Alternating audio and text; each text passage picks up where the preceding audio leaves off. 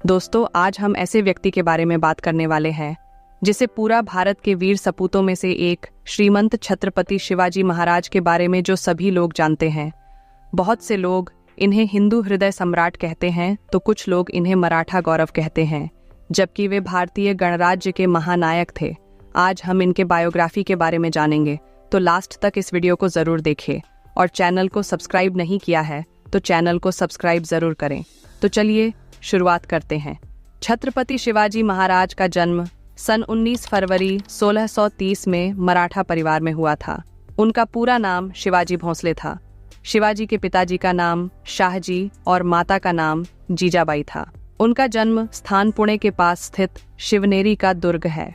शिवाजी के बड़े भाई का नाम संभाजी राजे था, जो अधिकतर समय अपने पिता शाहजी राजे भोसले के साथ ही रहते थे। शिवाजी का अपनी मां से बहुत प्रेम था, इसी वजह से वे उनके बहुत करीब थे। शिवाजी के दादा कोंडदेव ने उनकी बचपन की देखभाल की। इनकी शिक्षा की बात करें तो उनकी प्रारंभिक शिक्षा घर पर ही हुई। उन्हें धार्मिक, राजनीतिक और युद्ध विद्या की शिक्षा दी गई।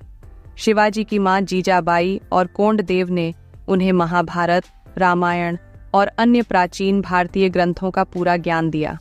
उन्होंने बचपन में ही राजनीति और युद्ध नीति सीख ली थी। उनका बचपन राजा राम, गोपाल, संतों तथा रामायण, महाभारत की कहानियों और सत्संग के बीच बीता। वह सभी कलाओं में माहिर थे। दोस्तों, अब बात करते हैं शिवाजी को छत्रपति की उपाधि कैसे मिली। शिवाजी को कई उपाधियां मिली थीं। 6 जून 1674 को रायगढ़ में उन्हें किंग ऑफ मराठा से नवाजा गया। इसके अलावा छत्रपति, क्षत्रिय कुलवंतस, हिंदवा धर्मोद्धारक जैसी उपाधियां उनकी वीरता के कारण दी गईं, जिनमें आदिल शाह का षड्यंत्र। बीजापुर के शासक आदिल शाह ने एक षड्यंत्र के तहत उन्हें गिरफ्तार करने की योजना बनाई। इसमें शिवाजी तो बच गए, लेकिन उनके पिता शाहजी भोसले को आदिल शाह ने बंदी बना लिया। शिवाजी ने हमला करके पहले अपने पिता को मुक्त कराया, फिर पुरंदर और जावेली के किलों पर भी अपना अधिकार कर लिया। उन्होंने मुगलों के खिलाफ कई जंग लड़ी और जीती।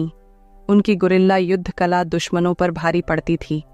उनकी नीतियों, सैन्य योजनाओं और युद्ध प्रतिभा की वजह से सब उनका लोहा मानते थे।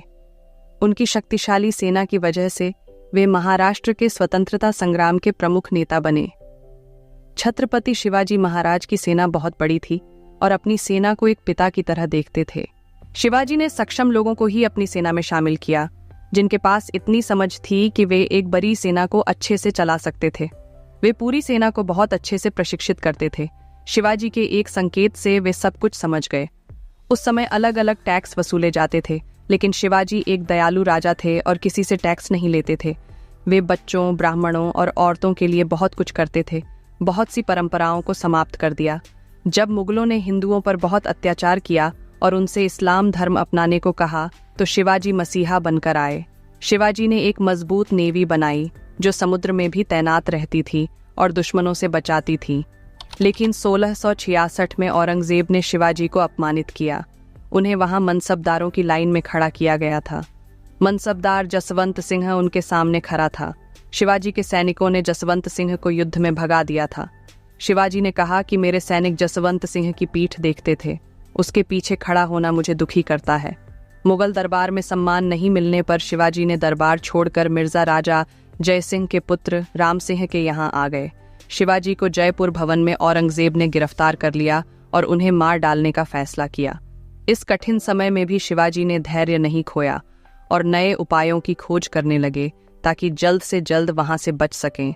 लेकिन उस समय औरंगजेब ने शिवाजी को धोखे से कैद कर लिया था, लेकिन अपनी अक्लमंदी और चतुराई से वे कैद से छूट गए और फिर औरंगजेब की सेना के खिलाफ युद्ध किया। लेकिन 3 अप्रैल 1680 में छत्रपति शिवाजी महाराज को खाने में किसी ने जहर दे दिया था, जिसकी वजह से उनकी मृत्यु हो गई थी।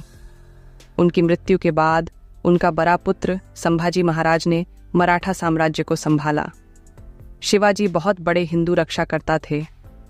शिवाजी ने हिंदू धर्म का खूब प्रचार प्रसार किया, उसे निभाया। अगर वे नहीं होते तो आज हमारे देश में हिंदू ज्यादा बचते नहीं। हर जगह पूरे देश पर मुगल पूरी तरह से शासन करता था। यही कारण है कि मराठे शिवाजी को हिंदू भगवान मानते हैं।